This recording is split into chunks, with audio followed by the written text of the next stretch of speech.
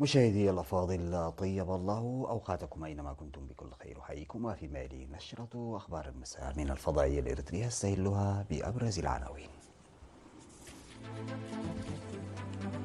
استشهاد وزير الحكومات المحلية المناضل والدنكي الأبره. رؤساء السودان ونيكاراغوا واليونان يهنئون بعيد الاستقلال. المواطنون الإريتريون في المهجر يحتفلون بأعياد الاستقلال. أوغندا تعلق التعاون العسكري مع ألمانيا.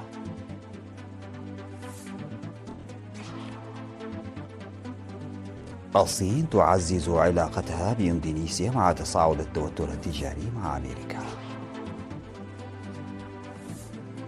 ماكرون يصل إلى فيتنام في مستهل جولة بجنوب شرق آسيا.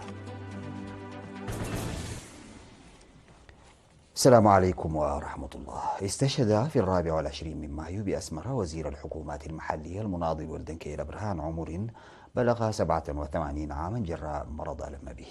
بدأ الرفيق والدنكي الأبره نضاله السياسي من أجل الاستقلال عام 1961 بالانضواء في حركة تحرير إريتريا، وانضم عام 1974 في صفوف قوات التحرير الشعبية، وانتخب في المؤتمر الثالث للتنظيم في المجلس المركزي، وخدم شعبه ووطنه بتفان في مختلف مستويات المسؤولية في الداخل والخارج.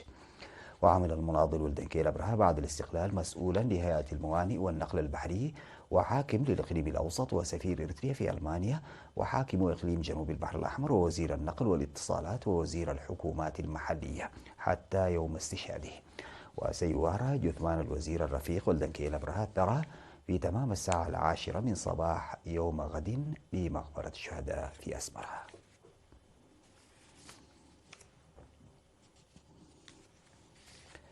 بعث رؤساء السودان ونيكاراغوا واليونان برسائل تهنئة لشعب وحكومة إريتريا بمناسبة الذكرى 34 للاستقلال. وعرب رئيس مجلس السيادة السوداني الفريق أول عبد الفتاح البرهان، ورئيس جمهورية نيكاراغوا دانييل أورتيغا، ورئيس جمهورية اليونان قسطنطين تاسوسلاس عن تمنياتهم بموفور الصحة للرئيس أسفورقي والسلام والرخاء للشعب الإريتري. وذكر رئيس مجلس السيادة السوداني الفريق أول عبد الفتاح البرهان العلاقات الأخوية المتينة بين إريتريا والسودان، مؤكدا على رغبة بلاده لتطوير علاقات التعاون في مختلف المجالات بما يفيد الشعبين.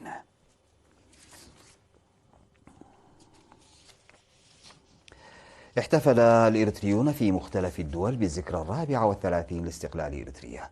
وتفيد الأنباء احتفال الإريتريين المقيمين في سينسيناتي ودنفر وفينيكس وتوسون وأوكلاند ورالي وكنساس الأمريكية وجوبا ودبي وضواحيها وفيينا بمحتويات تهدف لغرس القيم الوطنية في الأجيال الجديدة وتعريف الأجانب بالثقافة والهوية الإريترية. وذكر السفير يوهانس تخلا ميكائيل في كلمته خلال حفل نظمته الجالية الإريترية في جوبا بجنوب السودان في 24 من مايو إن سطوع احتفالاتنا هو دليل على نضالنا القوي، وذكرهم بضرورة تعزيزه. كما أقام المواطنون في مدن واو وتركيكا وأويل بجنوب السودان احتفالات مماثلة بحسب الأنباء. وأقام سكان دبي والإمارات الشمالية احتفالا في دبي يوم 23 من مايو حضره مواطنون من مختلف أنحاء الإمارات. وألقت القائمة بأعمال السفارة الإريترية في أبو ظبي السيدة سعيدة طه، والقنصل العام في دبي وشمال الإمارات السيد محمد محمود سالم، ورئيس الجالية الإريترية في دبي وشمال الإمارات كلمات بالمناسبة. كما احتفلت الجالية الإريترية في أوكلاند بولاية كاليفورنيا الأمريكية بهذه المناسبة برفع العلم الإريتري رسميا على المباني المهمة والاعتراف بال24 من مايو باعتباره اليوم الوطني لإريتريا. واحتفل المواطنون في رالي ودورهام وتشابل هيل والمناطق المحيطة بها التابعة لكارولاينا الشمالية وسينسيناتي بأوهايو ودنفر بكولورادو وفينيكس وتوسون بأريزونا وكانساس أيضا بهذه المناسبة بفعاليات تليق بهذا اليوم التاريخي.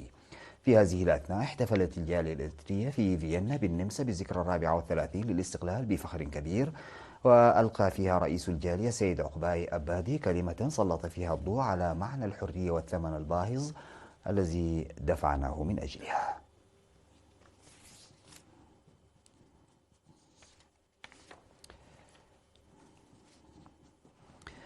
أعلن فرع برنامج الادخار والقروض المصغر مول في إقليم عنسبة بأن جهوده لتشجيع فتح وتوسيع المتاجر الصغيرة الخاصة وتمهيد الأرضية لفرص العمل للمواطنين تحقق نتائج مرضية. وأوضح مسؤول الفرع سيد جويتوم هبتزيون لوكالة الأنباء الإريترية تقديم قروض بأكثر من 232 مليون نقفة لأكثر من 25 ألفا من العملاء من عام 2016 وحتى 2024، وتم استرداد حوالي 225 ألفا من القروض. وقال إن جهود توسيع نطاق تغطية الخدمة وصلت إلى جميع المديريات لتستفيد منه حوالي 92% من إدارات الضواحي. وذكر بأن وعي النساء بخدمات مول تتزايد ويستفدن منه، مضيفا أنهن اقترضن أكثر من 15 مليون نقفة من عام 2018 إلى 2024. ويبلغ عدد عملاء فرع مول في إقليم عنسبة حاليا 11,041، بينهم 48% من النساء.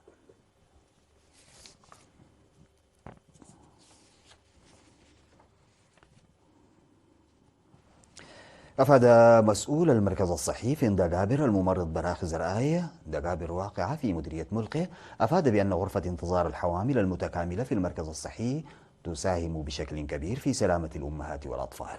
وأضاف أنه مع تجهيز صالة انتظار الحوامل ارتفع عدد النساء الحوامل اللائي يضعن حملهن في المركز الصحي بنسبة 14%، بالذكر أن 141 من أصل 356 أما وضعت في المركز الصحي وتمت متابعة حالتهن الصحية في صالة الانتظار. وبالإضافة إلى الخدمات التي تركز على سلامة الأم والطفل، يقدم المركز الصحي خدمات تشمل المراقبة الخارجية وتطعيم الأطفال والإسعافات الأولية والفحص الطوعي ومراقبة الأمراض غير المعدية. بجانبهم أشاد المواطنون بالخدمات التي يتلقونها، مشيرين إلى وجود المركز الصحي بشكل عام وصالة لانتظار الحوامل في المنشأة الصحية بشكل خاص. في غضون ذلك قال مسؤول مركز قرصة الصحي في مديرية حلحل الممرض هاشم محمد إن الخدمات التي يقدمها المركز الصحي تتوسع من حين إلى آخر لتقدم الخدمات الصحية اللازمة بالقرب من أماكن إقامتهم. وقال الممرض هاشم إن عدد الأمهات اللواتي يتلقين خدمات الرعاية قبل الولادة وبعده آخذ في الازدياد بفضل الوعي الصحي والعام لدى المواطنين. نظم الاتحاد الوطني للشباب والطلبة دورة تدريبية في مختلف المهن ل 669 من أعضائه، بينهم 324 من النساء في قال نفح استمرت من شهر إلى 3 أشهر. وأوضح مسؤول الاتحاد في الإقليم الأوسط السيد سامسون كفله في مراسم التخريج في 25 من مايو أنه يتوقع من المتدربين التأثير في رفاقهم وتغيير محيطهم. وأشاد مدير مديرية قال نفح السيد محار يوهنس بالاستثمار الذي يقوم به الاتحاد في الطلاب والشباب، مؤكدا على تقديم إدارته الدعم اللازم. وقدمت في الختام الشهادات على المتدربين والجوائز على المتفوقين.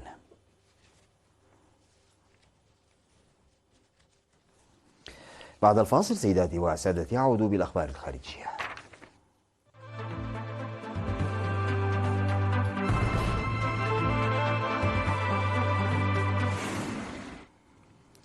أعلن الجيش الأوغندي تعليق كل أشكال التعاون العسكري مع ألمانيا، متهما السفير الألماني بالانخراط في أنشطة تخريبية في الدولة الواقعة شرقي إفريقيا.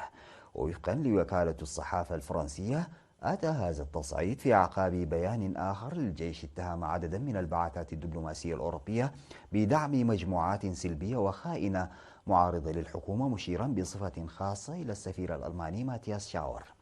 وكتب المتحدث باسم الجيش أن هذه الخطوة جاءت ردا على تقارير استخباراتية موثوقة تفيد بأن سعادة السفير الألماني الحالي في أوغندا ماتياس شاور ينخرط بنشاط في أنشطة تخريبية في البلاد. ولم تعلق السفارة الألمانية في أوغندا علنا على المسألة. وتقيم ألمانيا وأوغندا علاقات منذ أمد طويل، وتصفها السفارة الألمانية على مواقعها الإلكتروني بأنها قائمة على الاستقرار والثقة.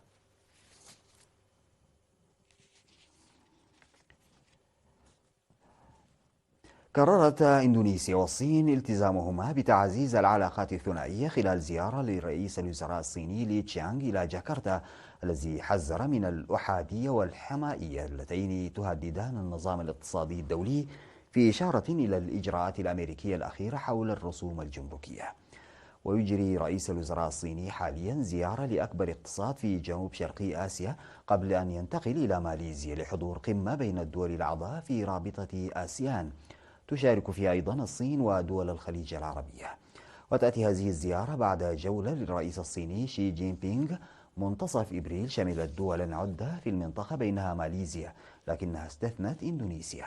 وأكد رئيس الوزراء الصيني خلال اجتماع ثنائي مع الرئيس الإندونيسي برابو سوبيانتو إن الصين مستعدة للعمل مع إندونيسيا من أجل استمرار صداقتنا وتعزيز التضامن والتعاون على حد تعبيره.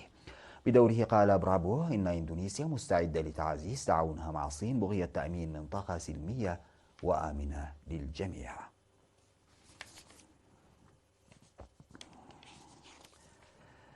وصل الرئيس الفرنسي إيمانويل ماكرون إلى هانوي عاصمة فيتنام في مستهل جولة بجنوب شرقي آسيا ستقوده أيضا إلى إندونيسيا ثم سنغافورة، وفق ما أفاد به مراسلو وكالة الصحافة الفرنسية. وبعدما زار الهند والصين مرات عدة أيضا بلدانا في المحيط الهادي مثل فانواتو وبابوا غينيا الجديدة ومؤخرا المحيط الهندي، يعتزم الرئيس الفرنسي أن يروج خلال الجولة الجديدة استراتيجيته في منطقة المحيطين الهندي والهادي. وكان ماكرون أعلن عن هذه الاستراتيجية في عام 2018، وتتضمن اقتراح مسار ثالث على دول المنطقة الواقعة بين فكي المواجهة بين الولايات المتحدة والصين، وقد أصبحت أكبر أهمية الآن وفق باريس منذ عودة الرئيس الأمريكي دونالد ترامب إلى البيت الأبيض وتهديداته التجارية.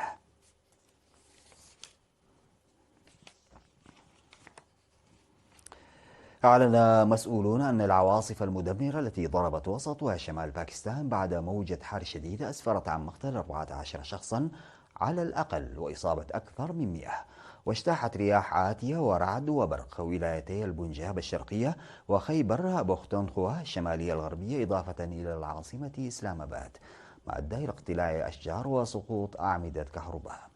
ونجمت غالبية الوفيات عن انهيار جدران وأسقف، إلا أن شخصين على الأقل لقيا حتفهما بعد أن صدمتهما ألواح شمسية انفصلت بفعل الرياح العاتية. وأكد المتحدث باسم هيئة إدارة الكوارث في إقليم البنجاب مظهر حسين لوكالة الصحافة الفرنسية أن هذه العواصف الهوائية تتطور بسبب الحرارة المفرطة التي تجاوزت 45 درجة مئوية في الأيام الأخيرة.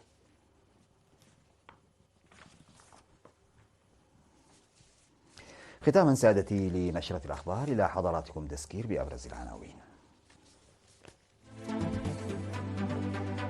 استشهاد وزير الحكومات المحلية المناضل والبنكيرة. رؤساء السودان ونيكاراغوا واليونان يهنئون بعيد السلام. المواطنون الإريتريون في المهجر يحتفلون بأعياد الاستقلال.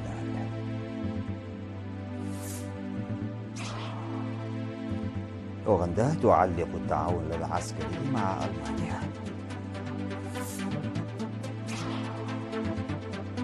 الصين تعزز علاقتها بإندونيسيا مع تصاعد التوتر التجاري مع أمريكا. ماكرون يصل إلى فيتنام في مستهل الجولة بجنوب شرق آسيا. انتهت نشرة أخبار هذا المساء، قدمتها لحضراتكم من الفضائية الإريترية. شكرا لمتابعتكم. السلام عليكم ورحمة الله تعالى وبركاته.